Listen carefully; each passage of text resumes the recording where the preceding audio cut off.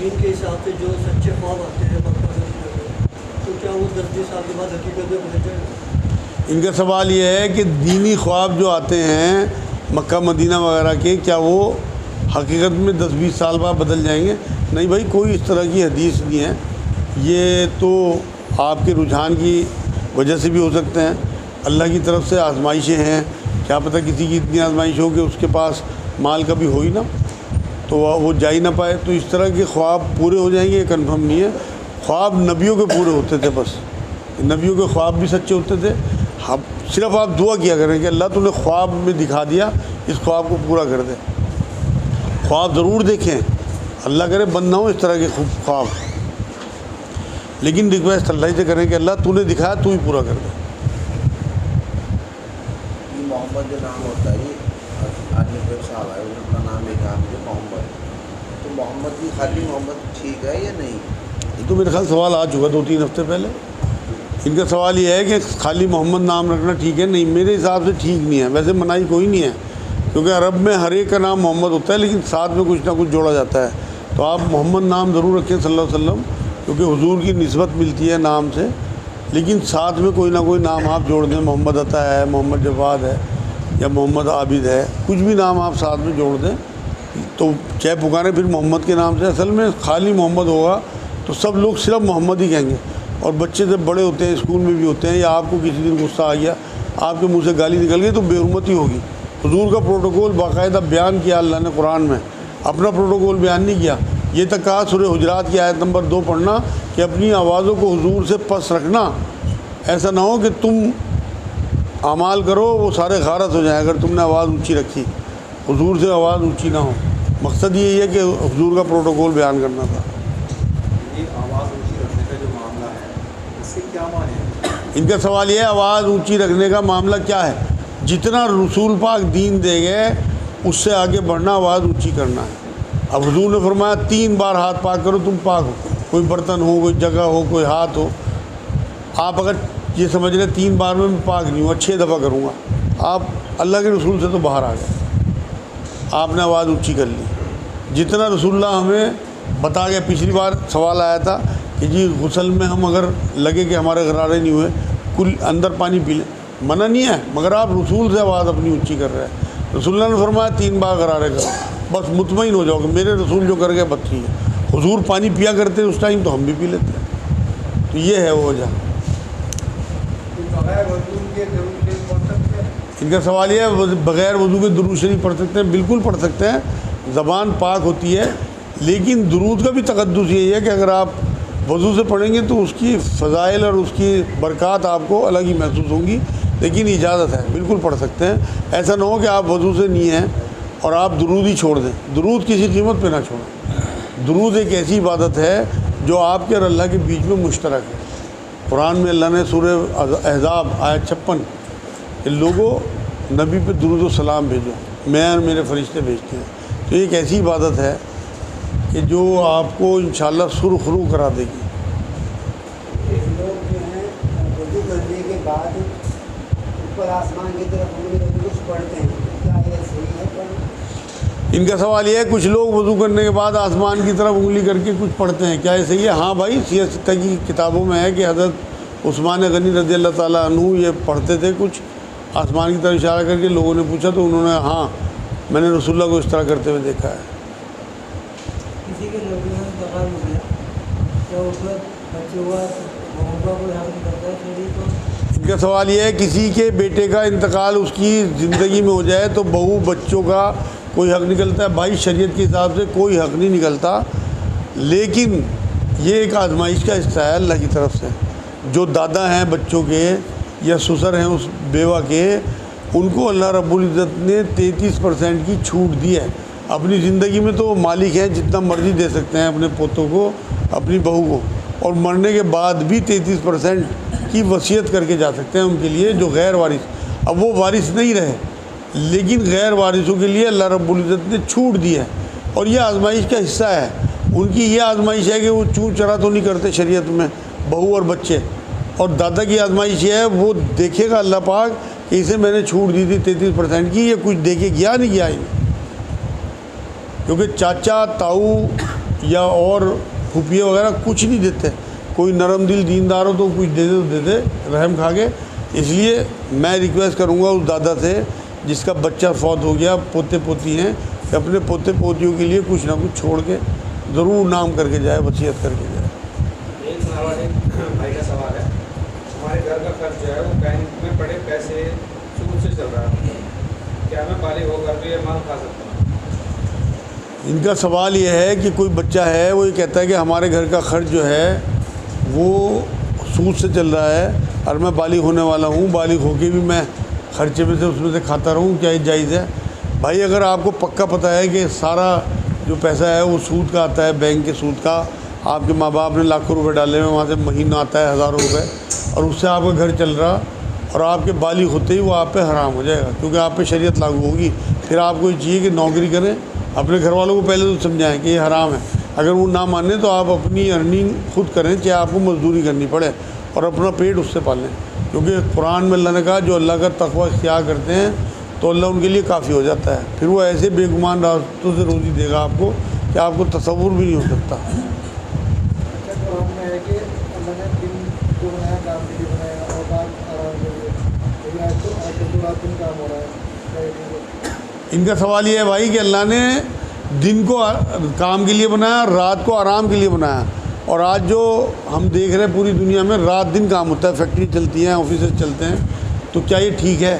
بھائی ٹھیک تو یہ ہے نہیں, لیکن اجازت اس لیے ہوگی کہ بہت زیادہ پبلک بڑھ چکی, 7.5 ارب کی دنیا ہے. جب یہ حدیث پاک آئی تھی اس ٹائم نہ لائٹ تھی, نہ اتنے وسائل تھے, اور نہ اتنی پبلک تھی.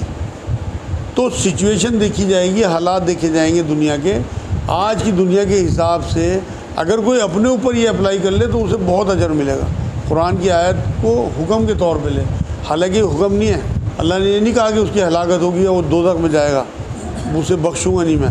تو اس لیے یہ اللہ نے اشارہ دیا ہے کہ تم اگر رات کو آرام کرو گے تو دن میں توانائی کے ساتھ کام کرو گے. تو رات کو آرام کے لیے اور دن کو کام کے لیے بنایا. لیکن جس طرح کے حالات اس ٹائم دنیا کے ہیں کہ پبلک بے انتہا بڑھ چکی, ان کی ضرورتیں, ان کے سامان بے انتہا بڑھ چکے, وہ پورے نہیں ہو سکتے اگر رات میں سارا کچھ ٹھپ کر دیا جائے. تو اس لیے سچویشن کے حساب سے بالکل اجازت ہے.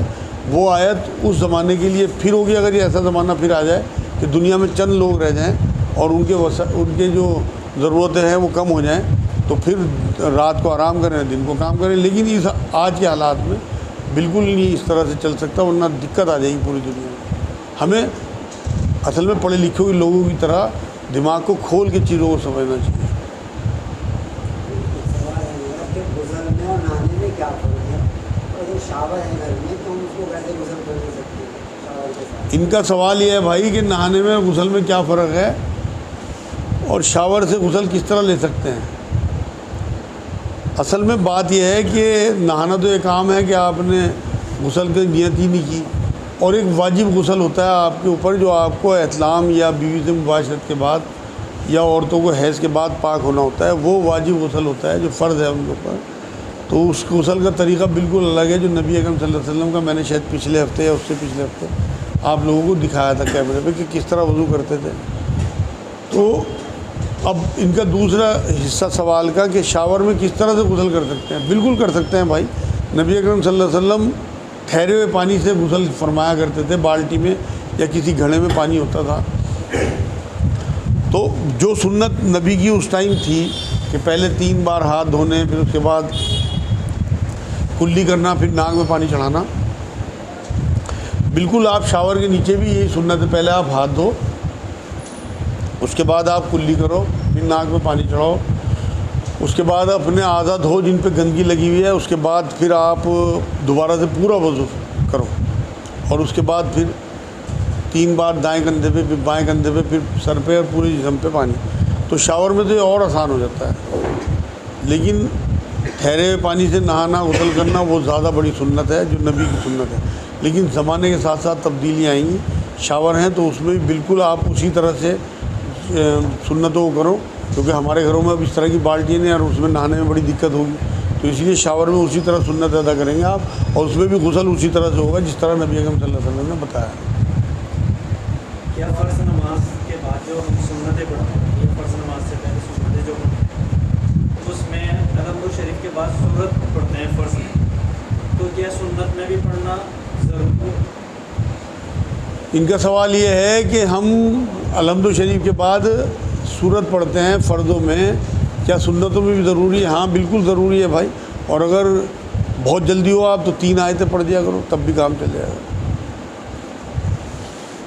जिस तरीके से मस्जिदों में गुलखाने बने हुए हैं कि बाल्टी जितना हमारा ये कंधा है उसके ऊपर वहाँ पे रखी रहती है, और हमारे जो घरों पे गुसल खाते हैं वो बाल्टी बिल्कुल नीचे है और हम गुसल कर रहे हैं, नहा रहे हैं, वो छींटे उसके ऊपर पड़ती है, वो सही है? इनका सवाल ये है कि आजकल के जिस तरह के हमारे बाथरूम हैं उनमें बाल्टी नीचे रखी रहती है, उसमें छींटे जाती हैं, क्या वो ठीक है? बिल्कुल भी ठीक नहीं है, बहुत एहतियात से नहाना चाहिए भाई। आप एक पटरी रख लें, कोई कुर्सी रख लें, उसके ऊपर बाल्टी रख के नहाएं। ऊंचाई जिस तरह मस्जिदों में उन्होंने इंतज़ाम किया हुआ है, हर आदमी अपने घरों में इंतज़ाम कर सकता है, इसलिए बेहतरीन चीज़ है शावर, उसमें कोई चक्कर नहीं है नापाकी का। इस दौर में असल में चीज़ों को बदलते वक्त के साथ एक्सेप्ट करना नबी अकरम सल्लल्लाहु अलैहि वसल्लम की सुन्नत है। टेक्नोलॉजी से फ़ायदा उठाना नबी की सुन्नत है। तो चंद पैसों में शावर लग जाता है। अगर आपके बाथरूम में टंकी है तो वहाँ से ऊपर टंकी ले जाने में आपके मेरे ख़्याल में अगर 50-100 रुपये का शावर भी आप लोगे तो 200-300 रुपये खर्च होंगे। तो बिल्कुल शावर लगवाओ आप, और उसमें अपने दिल का सारा वहम दूर कर लो, शावर से नहाए। दावतों में खाना एक साथ खाया जाए या अलग अलग कोई खाने की जाए? इनका सवाल ये है दावतों में खाना एक साथ खाया जाए या अलग अलग खाने की इजाज़त है? बिल्कुल अलग अलग भी खा सकते हैं भाई। वैसे तो साथ खाने में बरकत बहुत है। नबी ने फरमाया अगर 1-2 लोग साथ खाएं तो एक का खाना 2 को हो जाता है और 2 का खाना 4 को हो जाता है।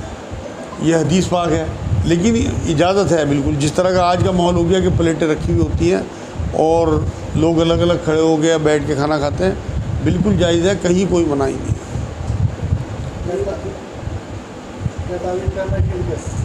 इनका सवाल ये है कि ताबीज़ पहनना शिर्क है? बिल्कुल शिर्क है भाई। इब्न माजा की हदीस पाक है, जिसने ताबीज़ लटकाया उसने शिर्क किया। अब ये पता नहीं हमारे माशरे में इस हदीस को क्यों नहीं सुनाते, या तो लोगों का इससे माश जुड़ा हुआ है कि पैसे मिलते हैं ताबीज़ों में, वरना तो किसी भी कीमत पे नबी ने कभी किसी को कोई ताबीज़ नहीं दिया। हमने अपने मरकज़ में इतना बड़ा बड़ा लिख के जगह जगह लगाया हुआ है कि यहाँ कोई ताबीज़ गंडा नहीं दिया जाता। उसकी वजह यही है, जब से मैंने ये हदीस पढ़ी थी, अगर हदीस सिर्फ पढ़ने के लिए और सवाब के लिए है, या जैसे मैं देखता हूँ कि मस्जिदों में लोग गर्दन झुका के बयान सुनते रहते हैं, अगर आप लोग भी यहाँ इसीलिए आ रहे हैं सिर्फ सवाब की नीयत से, बिल्कुल ना हो भाई। अपने घर में भले आप पढ़े लिखे लोगों की तरह अपना दिमाग खोलने यहाँ आ रहे हैं, ख़ुद आपको तरगीब मिलेगी, हम खुद दीन को पढ़ेंगे, खुद दीन को समझेंगे, तब आप यहाँ हो, वरना बिल्कुल नहीं आना। टाइम ज़ाया कर रहे हैं आप अपना। सवाब तो आपको नेकी के हर काम में मिलेगा। आप अपनी बीवी के मुंह में लुकमा दोगे मोहब्बत से, तब भी आपको सवाब मिल जाएगा। अपने बच्चों की अच्छी तरबियत करोगे, अपने माँ बाप के गोड्डे खींचोगे, 1 घंटा इस आज ही के दिन रोज़ हर हफ्ते, ज़्यादा आपको सवाब मिलेगा। सवाब के लिए नहीं आना, यहाँ दीन समझने आना। 2 और 2 4 की तरह खुद पढ़ो। ये क्या कि हमारे माशरे में चल रहा, आप उनसे सबूत मांगो, दे नहीं सकते वो सबूत कि ये कहाँ से लाए ताबीज़ गंडे का सबूत, जबकि नबी की मतलब वाज़ेह हदीस है, सही हदीस बता रहा मैं आपको। इसलिए अपने बच्चों के, अपनी बीवियों के गलों से और अपने हाथों से ताबीज़ निकाल के पाक पानी में बहा दो, क्योंकि उसमें कुरान की आयतें लिखी होती हैं, इसलिए पाक पानी में बहा दो। बिल्कुल अल्लाह पे तवक्कल करो। आपका अगर तवक्कल ताबीज़ पे आ गया तो आप शिर्क में मुब्तला हो गए। आपको अगर ये लग गया कि मेरी जान या मेरी सेहत या मेरा माल या मेरी औलाद इस ताबीज़ से बचा रखे, तो आप यकीन करो आप शिर्क में मुब्तला हैं। एक चीज़ देखने में आती है, जैसे अक्सर पीलिया हो जाता है लोगों को और वो गंडे बांधते हैं, और वो गंडे इतना सा गंडा हो, इतना लंबा भी हो जाता है, और बहुत से लोग ठीक भी होते हैं। तो ये इनका सवाल यह है कि पीलिया के टाइम गंडा डालना क्या ठीक है? उससे लोग ठीक भी होते हैं। बिल्कुल वो तो टोटका है, उसे तो आप कर सकते हो, लेकिन उस पर तवक्कल करना कि भाई वो तो एक चीज़ पढ़ के दी। अब गांठें जो हैं उन्होंने गांठें बांधी थी नहीं, हुजूर ने गांठें खोली, जादू की गांठें जो बांधी थी, तो गांठें खोली, कोई तो ताकत है इनमें। मगर तवक्कल आपने अल्लाह ही पे करना कि मेरा अल्लाह ठीक कर रहा हर चीज़ में। तो बचो, अगर उस गंडे से ही बच सकते हो, अपने अल्लाह पे भरोसा करो। पीलिया जब भी ठीक हो जाएगा। जो अमेरिका के लोग हैं उनके हाथ गंडे नहीं चलते, उनके ही पीलिया ठीक होते हैं, हालांकि उनके पास ईमान नहीं है। तो जितने ताबीज़ गंडों से बचोगे उतना अच्छा है, कोई टोटके से ही बचो। हालांकि नबी ने मना नहीं फरमाया। जब नबी से पूछा गया कि हम इस तरह मंत्र पढ़ के फूकते हैं तो ये क्या जायज़ है? हुजूर ने कहा हाँ बिल्कुल जायज़ है, अगर इसमें शिरकिया कलमे नहीं है। किसी ہیں وہ بھی ایک علاقائی وہ ہے معاملہ، کوئی حرج نہیں ہے اس میں، کوئی حرج نہیں ہے بالکل۔ ان کا سوال یہ تعویذ گنڈے کے جو پیسے لیتے ہیں وہ حرام ہے حلال؟ اسلام کا اصول یہ ہے کہ جس چیز کو اللہ کے رسول نے حرام قرار دے دیا اس کی کمائی بھی حرام ہے۔ اب اگر آپ شرک نہیں کر رہے، مورتی بنا رہے ہیں، کمائی حرام۔ نماز پڑھ رہے ہیں اور دہلی میں یا ویسے نماز پڑھ رہے ہیں، علم تو شریف نہیں پڑھیں گے، تھوڑا پڑھ لی اور بعد میں نماز میں بیٹھے ہوئے دماغ میں آیا کہ میں نے علم تو شریف نہیں پڑھی، تو سجدہ کم کرے یا دوبارہ نماز پڑھے؟ ان کا سوال یہ ہے کہ الحمد شریف نہیں پڑھی، بھول گئے، بعد میں یاد آیا جب اتحیات میں تھے تو کیا نماز ہو گئی، سجدہ سہو کر لیں؟ بالکل نہیں بھائی، نماز دہرانی پڑے گی، کیونکہ نبی اکرم صلی اللہ علیہ وسلم کی حدیث پاک یہ ہے کہ بنا سورہ فاتحہ کے کوئی نماز نہیں، صحیح حدیث ہے۔ تو آپ اس ٹائم کھڑے ہو جاؤ سلام پھیر کے، پھر نہیں نماز پڑھو۔ جس تسبیح کے اوپر ہم اللہ کا ذکر کرتے ہیں اور اسے جیب میں رکھ کے ٹوائلٹ میں چلے جائیں تو وہ درست ہے؟ ان کا سوال یہ ہے جس تسبیح میں ہم اللہ کا ذکر کریں وہ جیب میں پڑی رہتی ہے، ٹوائلٹ میں جاتے ہیں، کیا یہ درست ہے؟ بھائی کوئی حرج نہیں ہے، تسبیح کی کوئی ویلیو نہیں ہے، یہ کاؤنٹر ہے، مطلب گننے والی چیز۔ نبی اکرم صلی اللہ علیہ وسلم انگلیوں پہ پڑھتے تھے، اب سہولیت ہو گئی، زمانہ بدلتا گیا، تسبیح آ گئی۔ سب سے بڑی چیز تو آپ کا دل ہے جس میں لا الہ الا اللہ لکھا ہوا ہے، وہی لے کے آپ باتھ روم میں جا رہے ہیں، تو مومن سے بڑی چیز تو کوئی پاک نہیں ہے، تو تسبیح کیا ویلیو یار۔ ان کا سوال یہ ہے کہ عورتوں کا خوشبو لگا کر گھر سے نکلنا کیا ٹھیک ہے؟ حرام ہے بھائی، ناجائز بالکل۔ اگر ایسی خوشبو ہے جو دوسروں کو آ رہی غیر مردوں کو، نبی نے فرمایا وہ زناکار ہے عورت جو خوشبو لگائے ایسی جو غیر مرد اس کی خوشبو سونگے۔ ہاں ایسی خوشبو ہو جو جس کا رنگ ہو، خوشبو نہ ہو اس میں، کوئی ایسی بھی خوشبو آتی ہے، یہ بھی حدیث سے ثابت، تو اس میں کوئی حرج نہیں ہے۔ اپنے گھر میں خوشبو لگائے اپنے محرم لوگوں کے لیے، اپنے ہسبینڈ کے لیے، کوئی حرج نہیں ہے، لیکن نامحرم ہو وہ اپنی جسم کی خوشبو سنگائے، یہ تو مومنہ کی ہو ہی نہیں سکتی شان کسی بھی قیمت۔ ماں باپ بوڑھے ہیں، وہ بچے خرچہ نہیں دیتے ہیں،